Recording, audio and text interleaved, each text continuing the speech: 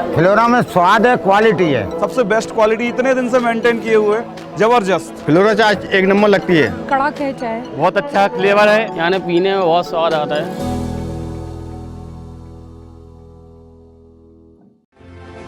इस खबर के प्रायोजक हैं पूजा श्री डिटर्जेंट पाउडर व केक। नमस्कार, मैं हूं केशव तिवारी और अलग अंदाज में रहती हैं खबरें हमारी। 2020 में बेशक ज्योतिरादित्य सिंधिया ने भारतीय जनता पार्टी ज्वाइन करके कांग्रेस की सरकार गिराने का काम किया और प्रदेश में फिर से भारतीय जनता पार्टी की सरकार बनाने का काम किया। जब मध्य प्रदेश के अंदर कांग्रेस की सरकार थी तब ज्योतिरादित्य सिंधिया ने यह कहा था कि अगर आम जनता के मुद्दों का सही तरीके से हल नहीं निकाला गया तो हम सड़क पर उतर आएंगे। कमलनाथ ने इसके प्रत्युत्तर में कहा था कि उतर जाएं। निश्चित तौर पर कमलनाथ और ज्योतिरादित्य सिंधिया का यह वाक युद्ध कांग्रेस के मध्य प्रदेश में पतन का कारण बना।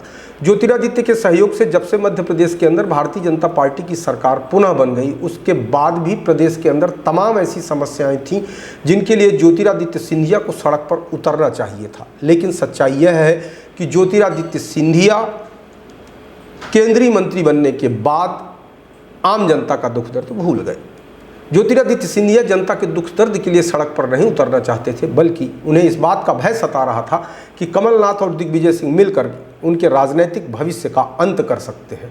इसी भय से ज्योतिरादित्य सिंधिया ने भारतीय जनता पार्टी से समझौता कर अपने समर्थकों सहित भारतीय जनता पार्टी ज्वाइन कर ली। ज्योतिरादित्य के जितने भी समर्थक विधायक थे उन्होंने कांग्रेस से इस्तीफा दिया और भारतीय जनता पार्टी से दोबारा चुनाव लड़ा। निश्चित तौर पर ज्योतिरादित्य सिंधिया का यह कदम उनके स्वयं के उत्थान वाला कदम कहा जा सकता है।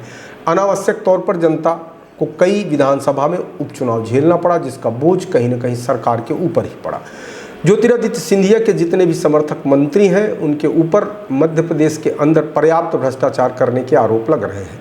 कोलारस के भारतीय जनता पार्टी के विधायक वीरेंद्र रघुवंशी ने तो घोषित तौर पर यह आरोप लगाया कि सिंधिया समर्थक मंत्री भ्रष्टाचार में आकंठ डूबे हुए हैं। वीरेंद्र रघुवंशी का यह आरोप झूठ नहीं है। सिंधिया समर्थक मंत्री छोटे से छोटे काम को भी बिना पैसे लिए नहीं करते। अगर देखा जाए तो भारतीय जनता पार्टी को लोग कैडर बेस पार्टी मानते थे, लेकिन ज्योतिरादित्य सिंधिया के भाजपा में आने के बाद जितनी धमाचौकड़ी पार्टी के अंदर मची हुई है उससे पूरे पार्टी का अनुशासन खत्म हो चुका है। ज्योतिरादित्य सिंधिया के भारतीय जनता पार्टी ज्वाइन करने के कारण ही कैलाश जोशी के बेटे दीपक जोशी की उपेक्षा शुरू हुई। इसी वजह से दीपक जोशी को भारतीय जनता पार्टी छोड़कर कांग्रेस ज्वाइन करनी पड़ी। इतना ही नहीं, इन्हीं ज्योतिरादित्य सिंधिया की वजह से भंवर सिंह शेखावत को भी भारतीय जनता पार्टी छोड़ना पड़ा। भंवर सिंह शेखावत को कैलाश विजयवर्गीय का गुरु माना जाता है। आखिरकार उन्हें भी मजबूर होकर भारतीय जनता पार्टी से जुदा होना पड़ा। इतना ही नहीं, पूर्व विधानसभा अध्यक्ष सीतासरण शर्मा के बड़े भाई गिरजा शंकर शर्मा ने भी भारतीय जनता पार्टी के ऊपर अपनी उपेक्षा का आरोप लगाते हुए भारतीय जनता पार्टी की सदस्यता से त्यागपत्र दे दिया। अभी विधानसभा चुनाव की तिथि की घोषणा नहीं हुई है, लेकिन जिस तरीके से भारतीय जनता पार्टी के अंदर भगदड़ मची हुई है उसे देखते हुए कहीं न कहीं यह तो कहा जा सकता है कि आम जनता के बीच में भारतीय जनता पार्टी का माहौल कमज़ोर हो रहा है। भंवर सिंह शेखावत के कांग्रेस में शामिल होने के बाद पूर्व मुख्यमंत्री वीरेंद्र कुमार सकलेचा के पुत्र ओम प्रकाश सकलेचा, जो वर्तमान में भारतीय जनता पार्टी की सरकार में मंत्री हैं, उन्होंने कहा कि समुद्र से 2-4 लोटा जल निकल जाने से समुद्र की सेहत पर कोई असर नहीं पड़ता। ओम प्रकाश सकलेचा शायद यह भूल रहे हैं कि पिछली बार 2018 का चुनाव परिणाम आने के बाद भारतीय जनता पार्टी सिर्फ 2-4 लोटा कम हो जाने की वजह से ही सरकार नहीं बना पाई थी। राजनीति में अंक गणित में एक एक व्यक्ति का बहुत महत्व होता है।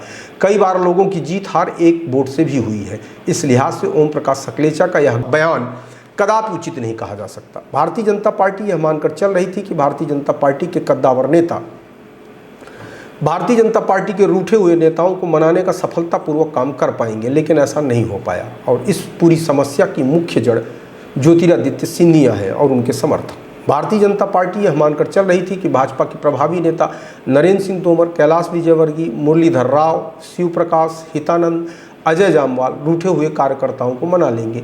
लेकिन जिन कार्यकर्ताओं को यह महसूस होने लगा कि भारतीय जनता पार्टी में अब उनका भविष्य बचा ही नहीं, तो फिर भारतीय जनता पार्टी में रहकर वे क्या करते। शिवराज सिंह की वर्तमान सरकार में जिस तरीके से भ्रष्टाचार का धुआं पूरे प्रदेश की जनता को सहज आंखों से दिखाई दे रहा है, उससे कहीं ना कहीं भारतीय जनता पार्टी को चुनाव में नुकसान तो उठाना पड़ेगा।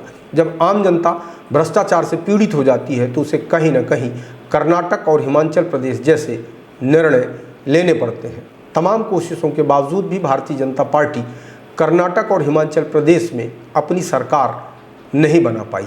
उसके पीछे की मुख्य वजह यही थी कि कर्नाटक जैसे प्रदेश में आम जनता के बीच में यह संदेश घर कर गया था कि सरकार बिना 50% कमीशन लिए काम नहीं करती।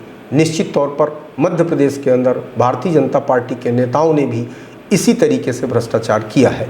जिन नेताओं के पास कुछ नहीं था वर्षों पूर्व तक, जिनके पास फटे हुए पैजामे हुआ करते थे, वे आज की तारीख में लग्जरी गाड़ियों में कोट पैंट टाई लगाकर घूम रहे हैं। वह दिन लद गए जब भारतीय जनता पार्टी के नेता आम आदमी की सेवा करने के लिए राजनीति में आया करते थे। आज की तारीख में भारतीय जनता पार्टी के अंदर राजनीति के बहाने लोग मेवा खाने आ रहे हैं। बड़े अफसोस के साथ यह कहना पड़ रहा है कि भारतीय जनता पार्टी में संघ की पृष्ठभूमि से आए नेता भी भ्रष्टाचार की भट्ठी में तपने के लिए बड़ी सुगमता के साथ तैयार हो जाते हैं। तब उन्हें न तो संघ के संस्कार नजर आते हैं और न ही संघ की सिखाई हुई वह शिक्षा। आप हमारी खबरें देखने के लिए www.visalkhabar.com, यूट्यूब, ट्विटर, इंस्टाग्राम पर भी लॉगिन कर सकते हैं। आपको हमारी खबरें कैसी लगती हैं कमेंट बॉक्स में आके कमेंट कर सकते हैं, लाइक कर सकते हैं, शेयर कर सकते हैं। और यदि आपको हमारी खबरें अच्छी लगती हैं तो विशाल खबर चैनल को सब्सक्राइब करना न भूलें।